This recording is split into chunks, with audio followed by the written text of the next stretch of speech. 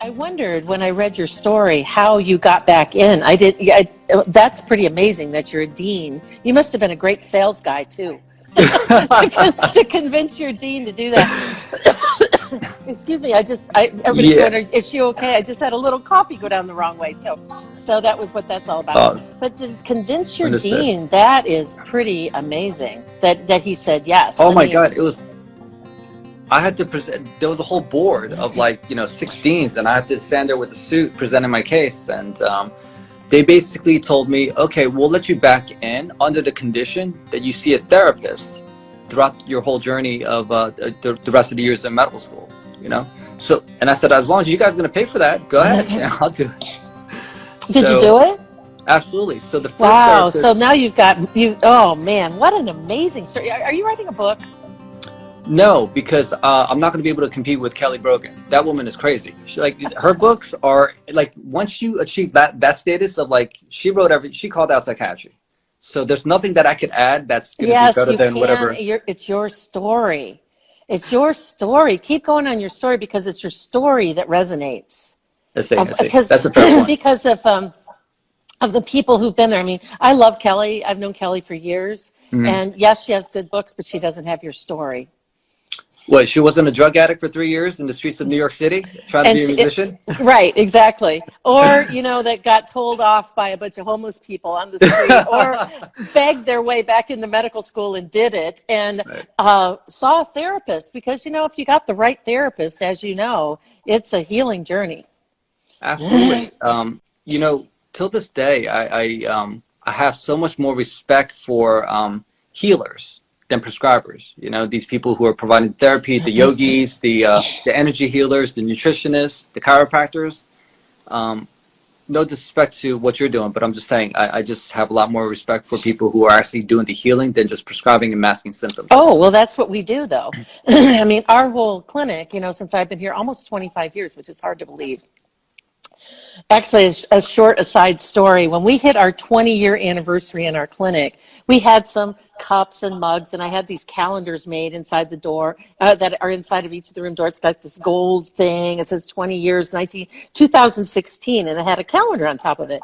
Well, at the end of 2016, they were kind of nice little posters, and so I cut the calendar off the top, and I left the poster on the door. The other day I'm sitting there because what we do, our whole theme of our clinic is we dig deeper to find the underlying cause. Yeah. So we look, about the only prescriptions that we write in our clinic are for natural thyroid medicine, for bioidentical hormones. Yeah. And maybe once a year I'll write for an antibiotic if the other natural things don't work. Yeah.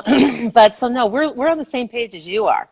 Of course. I mean, I'm sure we could agree that there are smart ways of prescribing medications. Absolutely. And there are irresponsible ways, right? And we always say that, prescription medicine, conventional medicine, how you and I were trained, that should be the alternative. That should be, if nothing else is working, or unless sometimes I'll tell people, sometimes it's like putting a tourniquet on a bleeding artery. If you come in and your blood pressure is 220 over 140, probably the herbal stuff and acupuncture probably isn't the way to go first. Right. Let's turn off the tourniquet, get that under control. Now we restore health so we can remove the drugs, Absolutely. You what? I never told anyone of this before. I'll not sit on your show, but oh wow.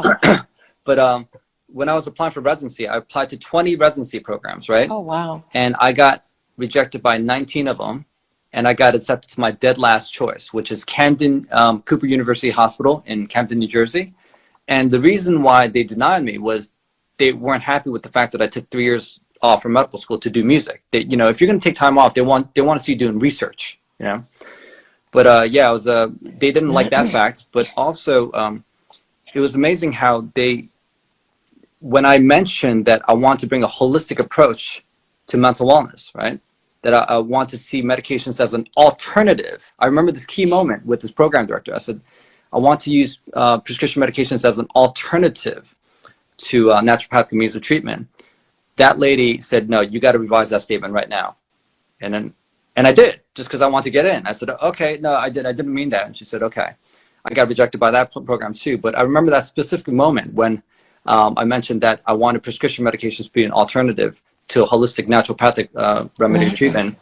They were not happy with that. So I don't think those people were bad people. I just think that they were kind of like what's going on now, a bunch of cyborgs programmed by the system, and they don't know any better. I don't believe that all doctors' intentions are bad. I just don't think that they know any better, really. Well, if the only tool in your toolbox is a prescription pad, that's the only thing you have to offer. Like that part of what you were saying is that, most of these psychiatric drugs and these psychiatric drug disasters are not necessarily psychiatrists, they're family doctors, because that's the first gatekeeper, where people come in with their depression, their anxiety, I can't sleep, I can't lose weight, blah, blah, blah. If the only thing you have to offer them is a prescription, that's where it starts. And when that one doesn't work, well, if the only thing you have to offer as a second line is a second prescription, that's what happens. So, yeah. I think that's fascinating that you got rejected by 19 programs and got into your least favorite one. What do they say about where you are now? What do they say about your career, what you're doing now? Oh, I bumped into my dean about 2 years ago, about a year and a half ago or 2 years ago. And this one dean, oh, by the way, I'm the only doctor, medical student that failed the national board exam twice, okay? In my class. You gotta write this up, right, Joseph. So it was really embarrassing. I'll tell you, man. And then I remember this guy Rajiv. He's a buddy of mine from med school, and he came and he said, "Hey, did you know that some idiot from our class failed the national board exam? What a moron!" He said. And meanwhile, I have like the national board exam, like the study guide, like hidden under my like jacket, because I had to study in secrecy. Seriously, man, I can't make this up. And so I'm like, yeah, it sucks for that guy, bro. And then he goes away, and I'm like studying and shit. And it sucked, man. It really sucked having to study in secrecy. And then so I failed it again. And then I remember this dean, she told me like, look, we regret accepting you to our program. Number one. So that broke my heart, really, because I'm trying. It's not like I'm slacking off. Like, I'm not the best test taker. And I'm sure you and I could agree that these questions that are on the board exams are relatively useless to like clinical management. Relatively useless? How about absolutely useless? I mean, when was the last time you go see a doctor and the doctor has 45 seconds to figure out your problem? It's like these test exams. Okay. So no, that's true. It's like on this time limit, like you can't. So the dean basically said, if you fail the board one more time, we're gonna kick you out. And that was, oh my God, talk about pressure, And then after I passed it, I always had this chip on my shoulder against her. I was like, man, if I ever find her, because after medical school and residency, I did very well in residency. So when I'm actually treating clients, I did very well, and I established a group medical practice, and I'm doing all this cool stuff, right? So I own a group medical practice called Modern Behavioral. We have like 10 women there and me. And tell them what your website is, because it's amazing. It's a great website. Oh, thank you. Yeah, it's just modernbehavioral.com. And my partner Jasmine and I, we had this vision of creating a modern behavioral health facility. We always felt that it was weird that like if you go into a psychiatric clinic, it feels like a dungeon. It's like even more depressing when you go there. The walls are all white with like brick, and there's like graffiti on the walls. It's not even like classy graffiti. It's just like it's just dirty. I can't feel good in a place like that. So we said, why don't we do something very logical? Let's make this place clean, warm, and accepting. Let's hire nutritionists and have them like serve food when people come in and wait. Back in the day, before when people used to be able to come into the practice, now it's all this telepsychiatry nonsense. So yeah, like when people come in, they feel like some people have described it as like the Starbucks of mental health. People used to come in just to hang out with their doctors and their therapists, and we hire people based on strictly vibes. They have to have a degree, but you got to have good vibes. You got to be a good person and someone that I would want to hang out with. So we made like mental health into this like cool thing where like, yo, come by and hang out with your therapist, and people were happy to do so. And that all changed. Yeah, well, it's interesting because we felt the same way when I built my clinic, back almost 25 years ago now. Wow. I was telling you that little thing about the thing on the door. I see that 2016, and I think it's almost 2021. How did 5 years go by since I hung that poster on the door? Right? But our office walls our color palette is like a steel gray blue, kind of a copper brown, and 3 different shades of green, since green's my favorite color. And right when you walk in the waiting room, there's a big thing that says it's a scripted thing. It says across the top of it on the wall, the whole wall. It says, "Sickness is serious, but getting well and being healthy should be fun."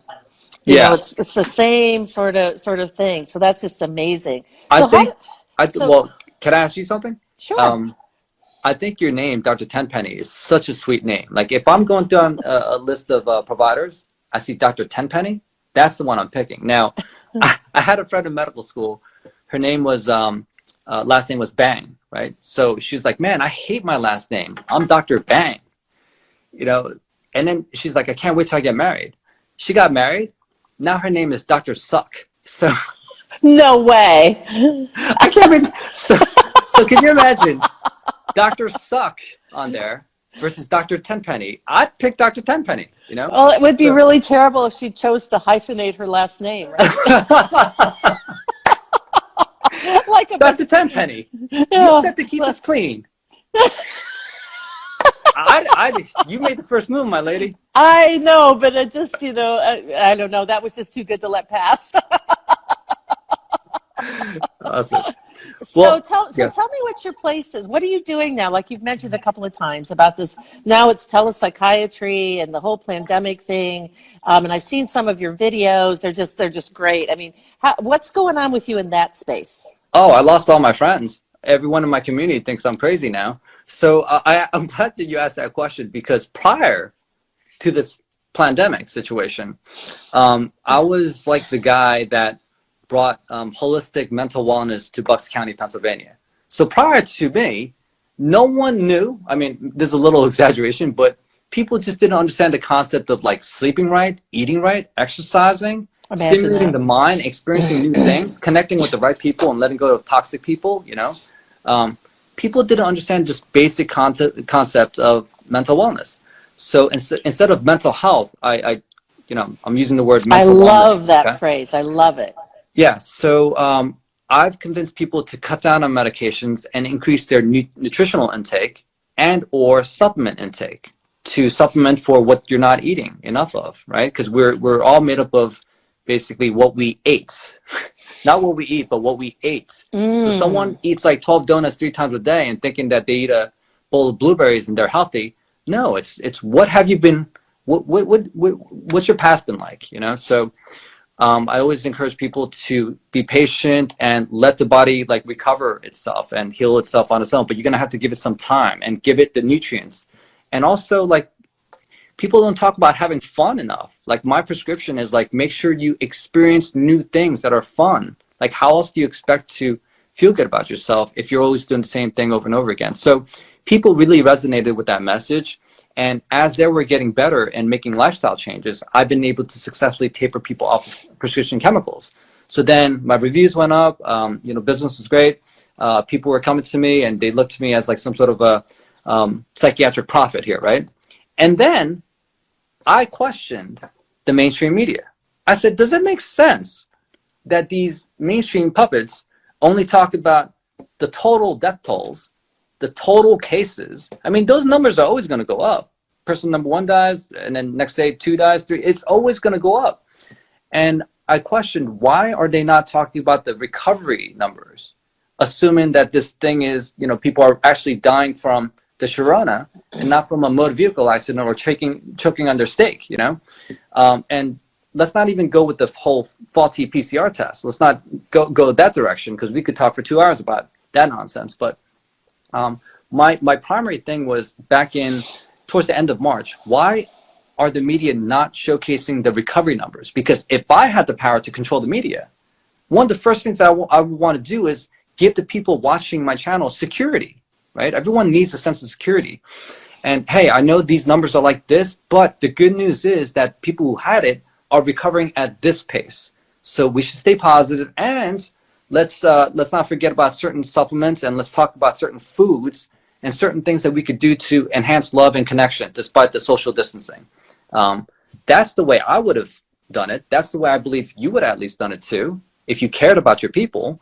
But what I noticed from the get-go was these guys were fear-mongering. So I didn't know about all the other, the fake stuff that's going on right now. But in the beginning, I questioned their intentions. Like, why are they trying to scare people?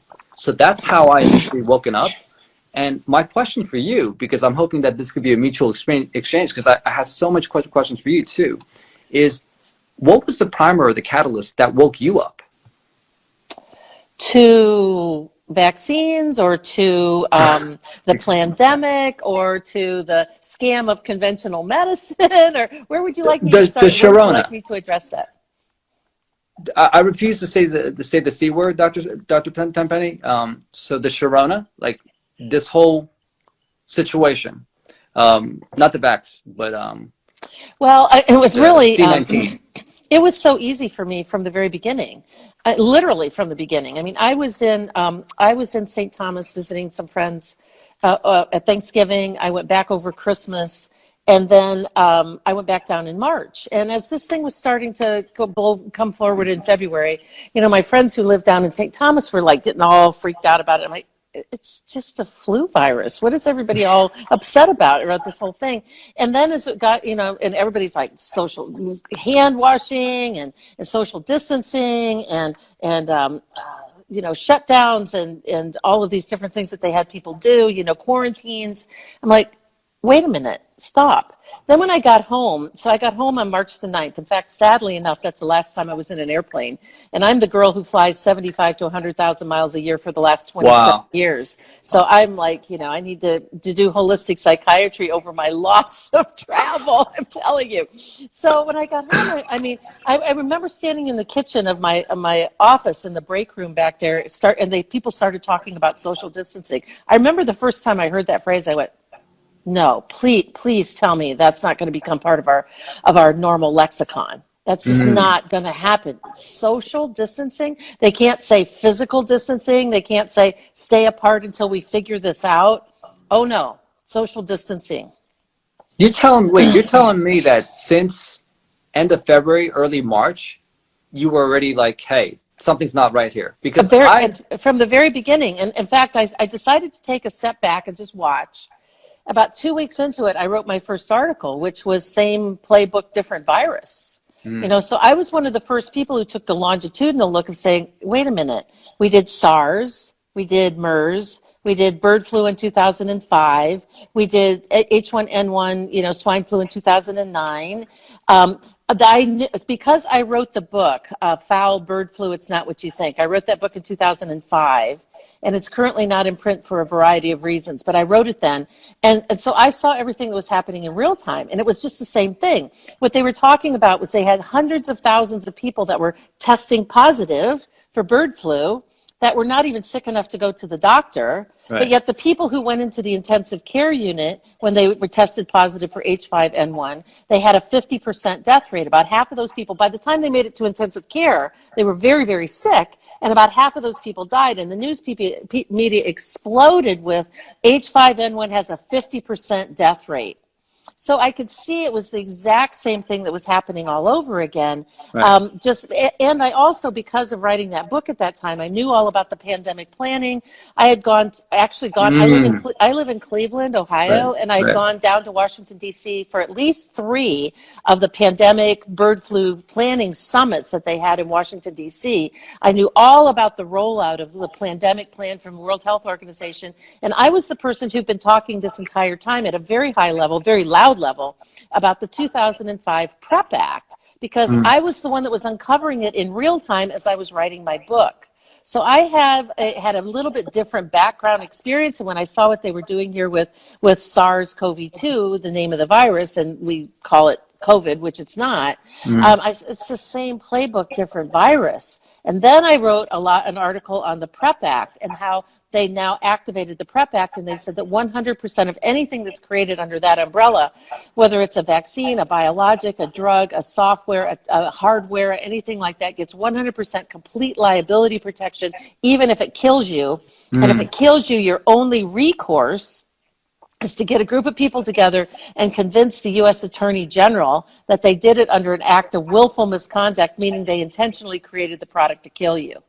And so then the third article I wrote was about, you know, the scam of this whole testing stuff. Like you said, we could talk about for 2 hours. And then I wrote about that masks don't work. And then I did all the research on that. And then I wrote the Great Ohio Boomerang about hydroxychloroquine. Within a 24-hour period of time, we all got letters from the state medical board saying we could not write for Plaquenil or hydroxychloroquine under any circumstances for any patient unless they were enrolled in a clinical trial. Next day at 10 a.m., our governor came out and said, well, I don't know, maybe prescribing should be between the doctor and the patient. And by 8 o'clock that night, in 24-hour period of time, we get letters back again through our email from the State of Ohio Board of Pharmacy that said, yeah, you can write for whatever you want. They don't need to be in a clinical trial. If you think they need it for prophylaxis, for treatment, whatever, you could just do it, which was so obvious to me that this had nothing to do with clinical trials, nothing to do with safety, efficacy, it was all about politics, all of it. Wow. You like really like, you knew your shit. Oh, sorry. That's okay. You knew to the details of what was going on. It's amazing. From very on, from March the 9th was when I came back, and it's like, people, you know, so it's, you know, I was, you know, Joseph, I've always been way ahead of the curve. And sometimes I feel like, you know, if you remember, like, if you run like cross country, you know, you got these hills, you know, and you run. Right. I feel like I'm over here, they're not even left the gate yet. And I need to like spread out a blanket and have a picnic and wait for like the whole rest of the world to sign up. So I want you to answer that, but because we're halfway through our talk here, we've had so many more people join in. So those of you who are on this schedule with me, this is Dr. Joseph Yee. He's a holistic addiction psychiatrist from Newtown, Pennsylvania, which is just outside of Philadelphia. He does modern detox programs, gets people off their drugs. He's got an amazing story, so you guys need to go back and listen to the beginning part of this so you can hear his whole story about everything that he's doing and everything that we are trying to move forward in terms of this. I like it. You call it a shamdemic. What did you call it? The Sharona. The Sharona. Yeah. It's like, Sharona. Is that what you're talking about? So one of the audience member here says, no Rona. No Rona. Exactly. Love it. Can I ask you another question? Because this is, you know, we have a joint audience here, and I want to know something else about you. Do you find it interesting that people like me, you, and we have our friends, Dr. Batar, and, you know, we got a whole bunch of people out there. Chef Pete Evans, I mean, wow, what a hero, you know? He doesn't have to do any of this stuff. He could have kept being a good-looking celebrity talking about food, but he's putting his neck on the line. Very much putting his neck on the line. Can I ask you, and maybe this is a very primal kind of question, but I would love to know, but how does it make you feel when you see other, you know, influencers, per se, medical, holistic wellness influencers that don't acknowledge any of this stuff? How does that make you feel, especially when they have a huge audience base and they have somewhat of the influencing power to say, hey guys, think about it this way. You know, they don't have to go out and say, don't do this or don't do that, but just at least a post here and there addressing this issue, because there are psychologists out there who would say, oh, these are the top 3 ways of overcoming trauma and anxiety, but they're not addressing the core issue of why so many people are feeling anxious and stressed and traumatized, which is this whole, you know, madness going around, and they won't acknowledge any of it. So me being somewhat the way I am, you know, it doesn't make me feel good that they have that kind of power, but they're not willing to help us out. I mean, there's a minority of us speaking up on this, and we could use some help. So that's my kind of request to some of the influencers that might be listening to this, like, hey, we could use some help. And because you and I mean, you and I might be 1 or 2 posts away from our account being deleted. So I know you have you do have a back account, right? Yep, several. Okay. Several. Okay. So, well, to answer that question from a couple different perspectives, I mean, I've been in this, I don't know how old you are, but I think I'm a lot older than you. 44. So, you're 44. Okay, so I'll be 63 in May. So I've been doing this for a long time. In terms of, you know, I've been doing the vaccine stuff for 20 years. I've been doing holistic medicine since 1996. And so I've I've kind of gotten used to the fact of kind of being a lone ranger. There are many, many, many hundreds, if not thousands, of more practitioners, doctors, homeopaths, naturopaths, because even some naturopaths believe in vaccines. You know, more now that are doing this than ever before, specifically since I started. And when I first started down the path of doing the stuff with vaccines, I was one of the lone rangers, one of the early physicians who stood out. So I'm a little bit used to seeing that, and people would ask me questions like, why is it that doctors don't get it? And my standard answer is always, I stopped trying to explain their bad behavior a long time ago. I stopped trying to explain their ignorance. They're not stupid, they're ignorant. They're not willing to look at the evidence, because this is what they taught me in medical school. Don't confuse me with any new information. Please just don't do it. Because once you take those blinders off and you have to look laterally, I always think about it as sort of like if you watch like a National Geographic and you see a herd of water buffalo. They all move together in a pack. And that one little water buffalo that goes off over here gets killed by the lion. You know, so we're kind of like those ones that are willing to go over here and face the lion, because doctors move like a pack animals. They don't, you know, their reputation, they don't want people to say anything bad about them. The love of money, which is greed, you know, all that stuff all comes into play. You know, their status, they don't want anybody to say anything bad about them. So when it comes to physicians, I've kind of gotten used to them, and I figure that they're just like a herd of a water buffalo. Very few of them are going to change. When I see people like Z-Dog and some of these other people who come out so strongly against us, or when I see like the science blog people and stuff like that, to me, they're just digging their own graves, because eventually people wake up and they go, what are you guys talking about? You know, and they'll always have their followers. You know, in our boot camp, we do a twice-a-year online vaccine training boot camp. We're now starting into week 5 of the boot camp that we're in right now. It's based off of the parable of the sower in the Bible. And basically, the parable of the sower is like this. You know, the farmer sows seeds. You know, one seed falls on hard soil and the birds pluck it away. One seed falls and starts to grow, but the sun scorches it out. One seed starts to grow, it starts to get choked out because it has no roots. One seed falls on good soil and grows up and bears fruit. So 25% is the best case scenario you have when you're throwing, you know, when you're throwing out information, 25%. Now, you never know which seed, which little factoid's going to make a difference. You never know where the good soil is. And you have absolutely no control over how long, once that seed gets in the good soil, how long it takes to sprout. So our job is to stop trying to explain their bad behavior, stop trying to recruit them. In my opinion, it's just they're going to do what they're going to do. Our job is to just keep sowing seeds. And you're sowing seeds into the younger population, which I think is so critically important. And to let it go out there and let it grow. Exactly. But Dr. Tenpenny, TikTok, you know, you can say whatever you want about TikTok, but I had over 500,000 followers on that channel as Street MD, right?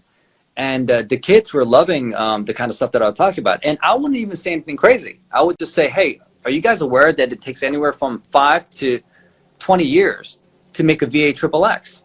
Are you guys aware of that? And does it make sense that they're trying to hyper rush this to within a year? Do you think that's safe? Boom, done. Things like that. So I got banned 7 times, and finally after the 7th time, I think the Chinese had enough and they completely cut me out. But it wasn't even me saying anything crazy other than medical facts. Like, for example, I mean, this is something that our good friend Sarah G posted the other day. And this is from the WHO. I mean, look at this. The infection fatality ratio in people less than 70 is 0.05%, according to the WHO. This came out a few weeks ago. Sarah G, a friend of mine, posted this. I mean, these kind of data is, you know, I would present to the kids, but that doesn't work as well as like these like videos. So that's why I'll create these videos to get people's attention, make them laugh, and then make them think about it. I try not to tell anyone to do what to do, but just think about what's going on. Yeah, well, it's censorship is alive and well. It's there. We are now moving into uncharted territories, at least in our modern times. And we fought a world war over Radio Free Europe, right? In terms of getting the real move. And it goes back to 1984. I mean, the Ministry of Truth, right?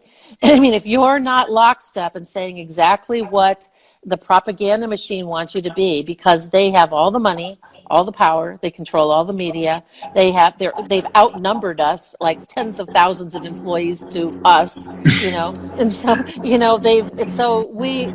they can turn us on and off just like a switch, which is exactly what this vaccine is going to do, even worse, because by the time they get the vaccine into place, I don't know where's that noise coming from? That's interesting. That's my lawnmower in the back. Oh, Sorry. okay. Miguel, I just Phil, man. All right, sorry. no problem. I just knew that, this vaccine is going to have this hydrogel and these little tattoo marks, and they're going to have nanobot technology that's going to connect us up to the cloud, which connects us over laterally to the Chinese social credit system developed by Google. So they can literally turn us off even more if we can't buy, sell, or trade unless we can take our little phone and scan it and show that we have been microchipped. I mean, that's coming. Can I present to you an element that's worth your consideration here? Of course. So that's why we're talking. Miguel's killing me right now. Wait. Okay. So what I was thinking was the obvious, which is before and after the election, all this mayhem's going to happen, all this stuff, right? But if I was a part of the NWO, okay, or the World Economic Forum, whoever's controlling the system now, I would do something drastically different. What I would do is I would put saline into the VHXXX, inject them with that, and then make everyone get that. And then they would say, hey, I don't have any adverse reactions. I guess all these conspiracy doctors were nuts. And I would gain the greater trust. And then the government, the NWO would make this all go away. Everyone's happy and have greater trust in the higher power. And then sometime next year or the year afterwards, do what I really need to do.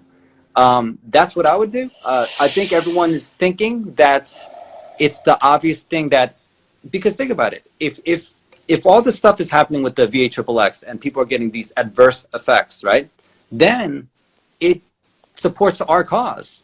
Oh, these guys were right all along. Karen Lee Bracken just said, oh my God, don't give them any ideas, which is exactly what I was thinking. No, but seriously, right? The obvious thing to do, I mean, if something bad happens with the VHXXX, then a whole bunch of people are going to be on our side. Wow, I was wrong. These guys were right. Let's listen to more of what they have to say. But here's the reason. I think they're going to do something to discredit us. I don't think they're going to do that. And I feel the reason I feel that way, I think that is number one, I think they feel like they've got one shot at this, no pun intended, right? They've got one opportunity. They got the whole world they've got the whole world shut down at the same time. Right. It's not like wars in different countries or different factions. They have one opportunity, one shot at this, no pun intended, to do it, while they've got everybody into this fear factor. Number two, I think I don't know how much longer they can propagate this message, because it's falling apart every week. And so they're getting in a panic. When you start to panic, you start making errors. The third thing is that I think they really underestimated us. Yeah. I think they're so far up in their ivory towers and so disconnected from the MD on the street, from the guys on the street doing what we do, that I think they really underestimated the will and the power of the people to say, not only no, but hell no, I'm not doing that. It's like, I'm not doing this. And I mean, when we can take a swing from when all this stuff started 8 months ago, 8 months ago, that we had 70% of people saying, as soon as you got that vaccine ready, I'm rolling up my sleeve, I'm in. Yeah. To almost 60% saying not only either no or probably not. In that length of time, that pendulum swing is huge, and they've got to be panicking over that. So I don't think they've got the the luxury of time to do like what you said. Well, you know what? Ali Zach, the great Ali Zach, I call her. She had a post the other day about California's Thanksgiving mandates. Did you check that out? I did.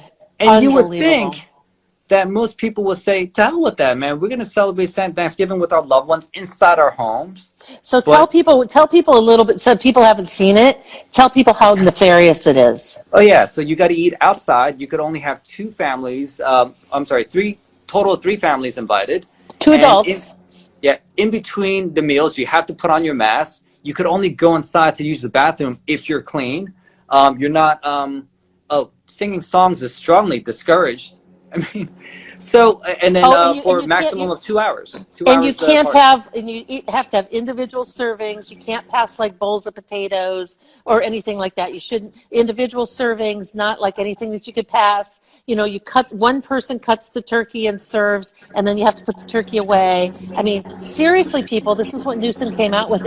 When I first read it, Dr. Joseph, when I first read it, I wondered if it came from, the Sacramento Bee. I wondered if it was like satire, because it was so insane. I really wondered if it was satire. And then I found out, no, it's not satire. This is really what he's telling people to do over the holidays. But Doc, check this out. I called up my friend in California and I said, hey, what do you think about this? And he just like, people are actually agreeing. Just doing it. They're basically saying that, okay, this is for the greater good, for our safety. I know. Because I was hoping people in California are toast, man.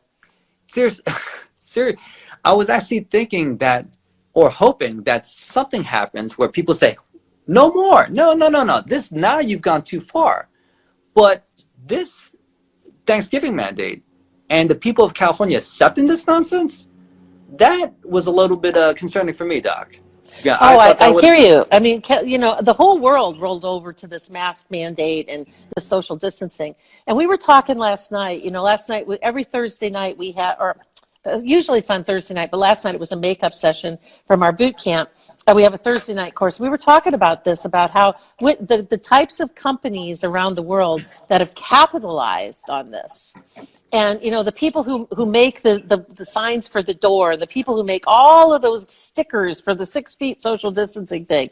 And I said last Monday, I was showing people on a Facebook Live or Instagram Live I was doing, that they now have this thing that hangs around your neck. That's a little LED light that if you get too close to somebody, it starts flashing red.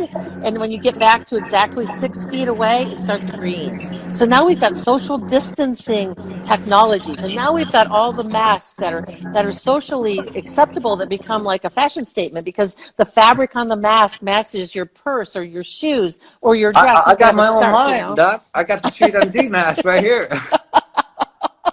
I like the ones that say things like, we have another Instagram site that's into other Instagram site. One of the several we have. One is masks with messages, and I love when people post things up there. I love the ones that say, this mask is as stupid as my governor. Doing this under duress. I'm not. The one that I love the most says, I am not protecting you. It has a mask on. Because we have to do that. So yeah, I mean, as a psychiatrist, this whole idea, this whole cognitive dissonance. In the last couple of minutes we have, because as you know, Instagram shuts you off at an hour. It doesn't let you go over like Doc, Facebook does. Can you just give me 30 seconds? I got to tell this guy to chill out right now. Sure, no problem. No problem. So if you guys have not seen the those Yo, dude! You gotta chill, man! I'm on a live with Dr. Tenpenny! Yo! Mary! This is tyranny, absolutely. They're writing it into an employee I can't handbook. make this up right now, people. Yo, Mary! Yo! Yo! Yo, dude! Oh my God! Your fans are loving this, Doc. This is funny. Everybody say this is hysterical. Look at all the heart. Look at all the hearts. Seriously. They're loving you. The guy's like, he's listening to his AirPods, listening to the lambada and doing whatever he's doing. So in the final minutes that we got here, because Instagram cuts you off at an hour. Yeah. I mean, you can't go past that. From your psychiatric background, from a certified psychiatrist, can you tell and give us any sort of tips on how you can break through people's cognitive dissonance? How can you break through to people who are in such a coma that they can't hear you and that the facts are on the moon and doesn't matter and you just accept this? What can we do from that perspective? Well, here's how I can answer that, because I don't have a solution to that. I think if we did, then we'd all be out in the clear by now. But what I came to realize is that yes, some people are just ignorant, but some people are conditioned in a way that if they were to step outside of the matrix and see the truth, it would be too much for them. So it's easier to stay within their comfort zone and say, okay, the government's going to take care of us and all this stuff.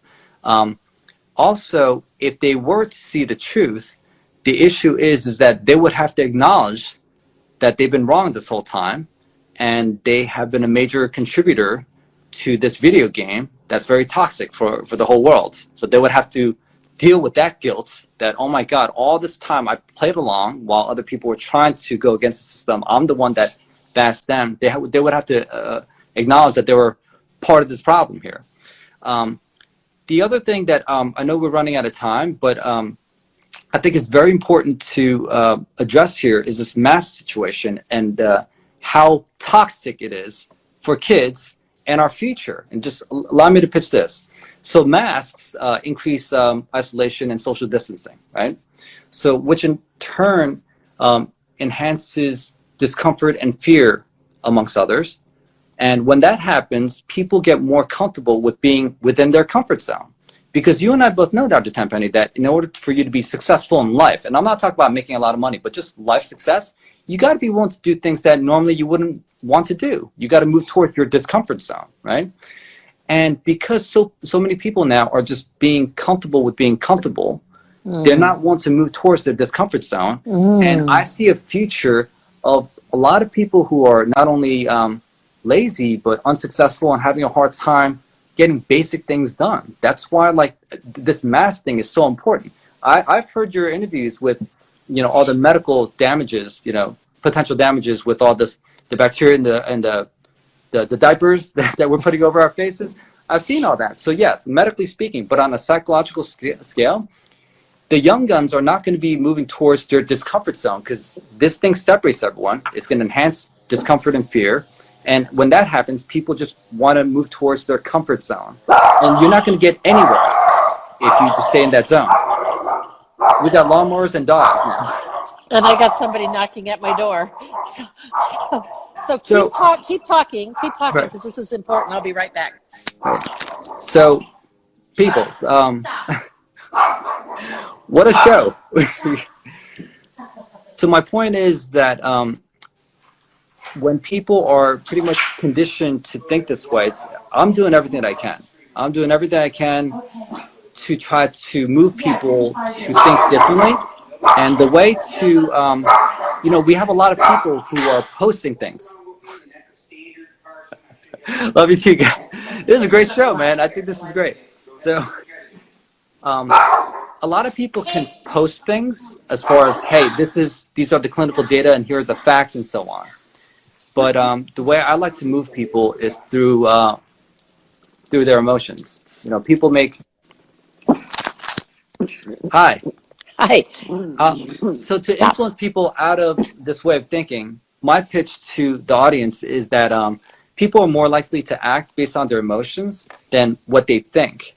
So we could have some holistic wellness person posting, these are the data that's out there, okay? These are the top health foods and so on. These are the top immune supplements, so on. But that could be just another swipe to the next post because there's a lot of data there. There's plenty of data everywhere. But my idea was to move people emotionally. If I could get people inspired or charged up, if I inspire emotion in some way, then I will have a much greater likelihood of getting them to convert and think differently than just presenting data. That's why someone on TikTok or Instagram, they really have nothing to offer other than they just show a part of their body, and then people are willing to follow them and comment and do whatever and act on that versus someone who creates an amazing post on awesome data. And it's next post. So I'm a big fan of trying to move people through more of the limbic system, the inner brain system, emotionally, than logically in terms of here's the new data, 0.05%. So let's act differently. I totally agree with that. And I'm just going to say one thing, and then I want you to give people how they can contact you, okay? Is I'm creating a whole series of memes, and the umbrella of this meme series is called Smartest Virus Ever. The virus can tell distance. It can tell height. It can tell time. It can tell how many people are in a room. It can tell whether you're eating or not. And so it's really that sort of thing, because you're right. We have to get past the facts and get back to something else. So Dr. Joseph Yee, it's been such a pleasure to talk with you this morning. We could go on for hours and hours and hours about there's so much. We're gonna have to do a part 2 in about a month when some new stuff comes out. That would be great. That would be really great. So tell them in the last minute here how to get hold of you, how they can follow you.